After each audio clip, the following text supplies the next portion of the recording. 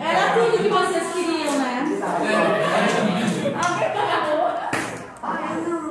Ver a professora amada de vocês, vocês rachando aqui no chão. Então tá certo. Tá, ninguém viu isso, dá licença. Não, eu vou fazer uma figurinha pra colocar aqui. Não, gente, mas ali, ó, não pegou? Não pegou. Ah, olha lá, mas eu pessoal. Quer fazer de novo, senhora pergunta? Aí eu começo a filmar.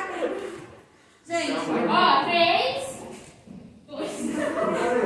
Pessoal, então olha só, tá? Eu tava passando na última aula, né, que a gente gravou, as diferentes perspectivas antropológicas, certo? E aí quando eu tava falando do Clifford Geertz, se eu não me engano, apareceu essas diferenças aqui. A etnografia lá com Malinowski e a etnologia então com Geertz, tá? Então eu trouxe aqui umas diferenças importantes que eu acho que seria bacana a gente dar uma frisada agora. E seguindo o conteúdo, tá? Sobre etnocentrismo e relativismo cultural, que eu disse que eu ia terminar de passar esse conteúdo aqui, tá? Então, vamos começar aqui pela etnografia. Gente, vocês lembram lá que a gente estava falando do Malinowski, tá? O que ele fazia? Ele ia para uma determinada tribo, por exemplo, e ele tentava captar toda a essência da tribo. De que forma? Analisando ali as experiências dessas pessoas, participando inclusive das experiências que essas pessoas tinham. De que forma? Aprendendo a língua, aprendendo as músicas, aprendendo a tocar os instrumentos, participando do dia a dia dessas pessoas, participando das cerimônias religiosas, dos rituais, para tentar captar essa cultura por dentro. Tá? Vocês lembram? Provavelmente eu devo ter dado esse exemplo aqui. Imagina que eu sou uma psicóloga e eu venho observar vocês. E aí eu venho e fico aqui, tipo assim, 20 minutos uma vez por mês. Vocês não ficam assim, meio... O comportamento de vocês ia ser um pouquinho diferente. Porque, pô, vocês sabem que vocês estão sendo analisados, vocês estão sendo observados, julgados, né? Então o comportamento fica diferente. Por exemplo, se eu fosse uma psicóloga e viesse todos os dias do ano e ficasse 20 minutos com vocês, tu já vai te soltando, lá pelas tantas tu já começa a ser quem tu é. Como uma outra menina falou ali, tu não consegue fingir tanto tempo. É uma coisa que a gente não é. Então chega um momento, tá, que as pessoas começam a mostrar quem realmente elas são. E o Malinowski, como ele ficava muito tempo fazendo esse trabalho etnográfico, né, esse estudo de campo, ele ia lá, coletava os dados, depois ele ia lá e descrevia essas experiências, tá? Isso aí é o que caracteriza a etnografia, então. Estudo da descrição das sociedades, analisa e descreve as experiências sociais, as experiências que ele notou que os outros faziam e as experiências que ele viveu também. E bom, tá?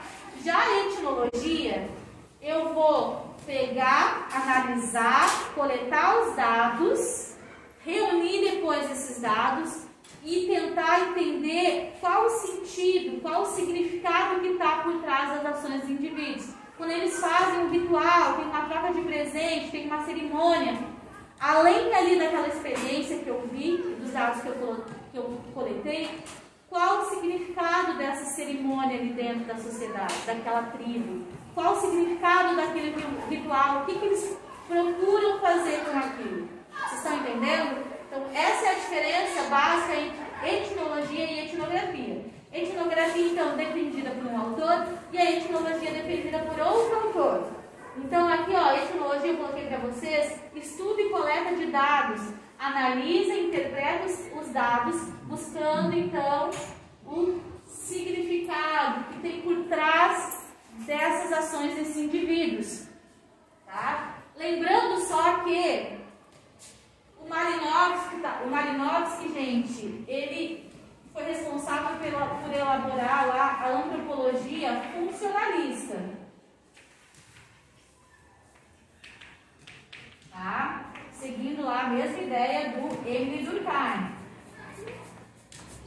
E aqui, ó, o Geertz era a antropologia interpretativa,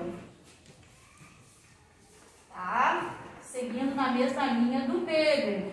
Então, tá? Isso aqui a gente vai ver muito, por isso que eu trabalhei com vocês, a primeira coisa que a gente trabalha são os clássicos, porque eles que vão dar o tom do resto da sociologia toda praticamente.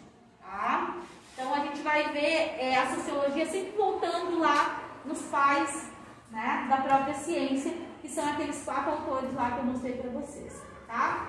Depois tem outros conceitos bem importantes dentro da antropologia, tá? Que é o etnocentrismo e relativismo cultural. Isso aqui, gente, tipo assim, com certeza vai cair numa prova que eu fizer, porque eu sempre cobro, tá, esses conceitos aqui. Etnocentrismo, então, para descrever melhor, né, essa prática, é quando tu vê, por exemplo, lá na Índia, eles não comem carne de vaca. Mas que horror, né? Que tanto? Porque ele é sagrado, até parece, meu Deus, lá não sei quantos milhões de deuses e deusas, meu Deus, aquele povo, eles se vestem assim, eles se comportam assim, eu ouvi dizer que eles fazem cocô na rua, sabe? E aí tu vai julgando de uma forma discriminatória. Tu não procura entender por que eles agem daquela forma. Só sai julgando, porque tu está olhando para a cultura deles com os olhos, né, com as lentes da tua cultura. Para ti isso é certo. Para eles não funciona da mesma forma. Ao longo dos anos eles foram tendo a própria cultura, as próprias práticas, o próprio sistema, tá? E não cabe a nós julgar da mesma forma, como eu sempre digo, que eles podem olhar para nós e dizer assim, meu Deus, lá eles comem carne, lá eles fazem assim, eles fazem assado, eles não têm a deusa tal lá, meu Deus, como é que dá? Então também pode rolar esse comportamento por parte de outras culturas, inclusive da cultura que eu estou julgando, tá? Essa é a prática etnocentrista, tá? Ela rejeita as práticas que são diferentes, aquilo que é diferente da minha cultura, que é superior, eu descarto, tá? Vê a sua cultura como melhor, como superior, como a que realmente está certa, tá? Isso faz com que nós tenhamos uma atitude que envolve preconceito e discriminação, tá?